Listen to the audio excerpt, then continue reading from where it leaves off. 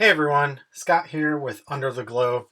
I'm back making another member of my Salvage crew.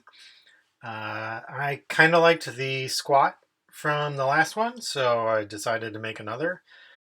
Here you can see I'm going to use this Tau head, but it's going to be flipped on its side, making it look kind of like a welder's mask. When I did this, I actually thought, well, maybe I'll make another guy who actually is a welder.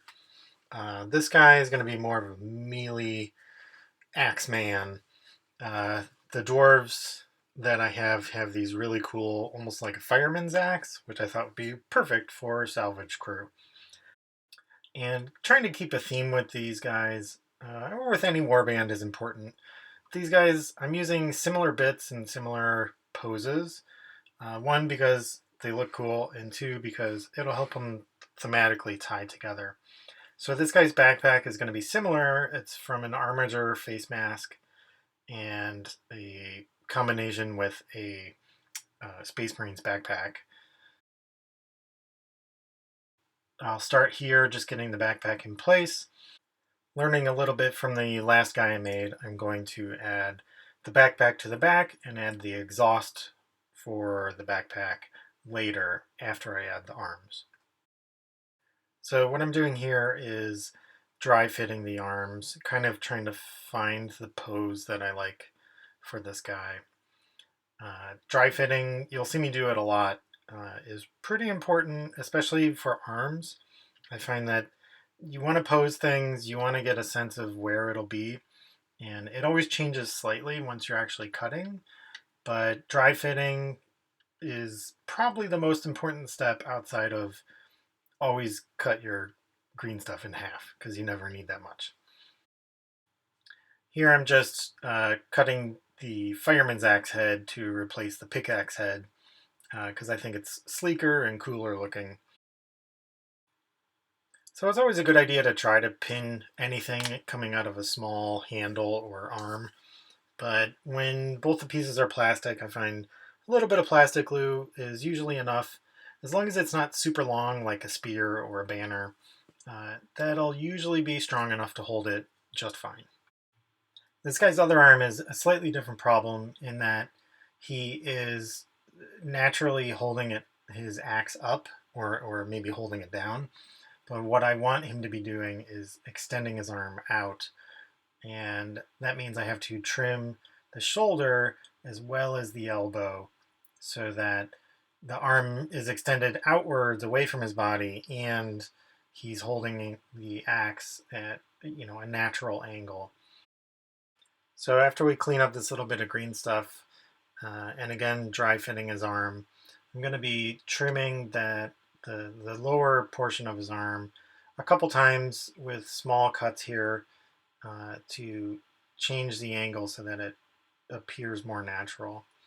And we kind of cut and test and cut and test until it looks about right.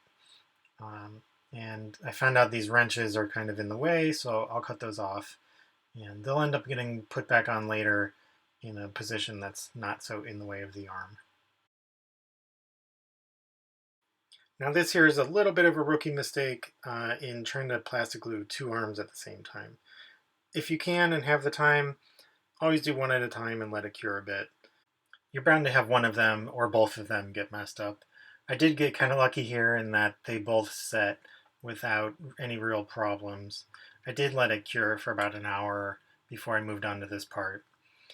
So here I'm going to add some detailing with little bits that I'm going to cut off of this backpack, starting with a lens to the top of his helmet. This will cover up the eyepiece from the Tau helmet to look less like a Tau and more like a Mechanicus helmet, hopefully. I'm going to follow that up with a little bit of tubing and electrical meters to his backpack. Again, cutting it from the same Mechanicus backpack. Now I'm just adding that meter to the backpack. Right here I noticed that his arm is starting to droop and there's a crack right there at the shoulder. So I did a little trick that I like to do, which is add super glue to your razor blade so that you can get it inside that little crack and then push the piece back together. With that crack in the arm and then adding this green stuff, I thought it'd be best to let this guy cure overnight.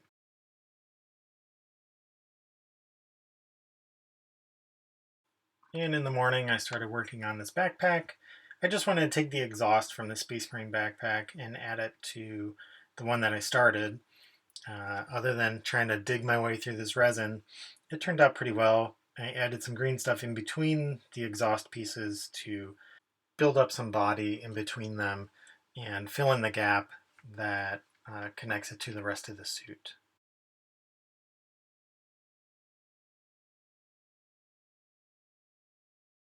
Looking over this guy, I'm pretty happy with how he looks so far, but I think he needs some more detailing to make him look more part of the Imperium.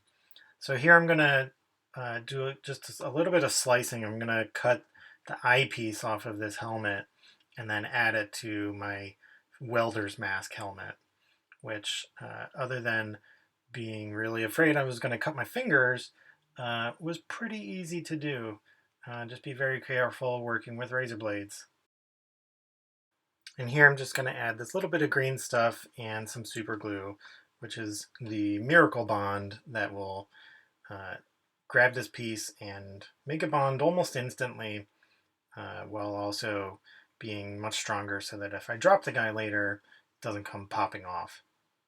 And then we're just going to press this flat and try to get it as flush as possible, really kind of pushing the piece down into that green stuff. At this point, we're adding the nitty-gritty details, like these wrenches, which were connected to a suit before, and I cut them off to make room for the arms. I'm attaching them pretty much where they were, except they're going to hang straight down. And I'll follow that up with a little bit of external tubing, which connects the backpack to the back of his helmet.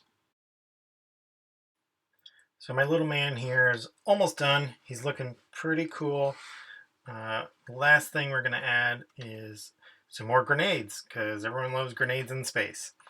Now I'm going to make sure every member of this group has grenades. That's just going to be part of their war gear. And then we're going to finish up with green stuffing. I'm going to condense about 20 minutes worth of green stuffing down to 15 seconds or so. But you get the picture. Filling in the gaps, cleaning up the seams. Here's our finished Axeman. I hope you liked this build. If you did, please like and subscribe, or leave a comment below, and I'll be adding more crew members to this group soon.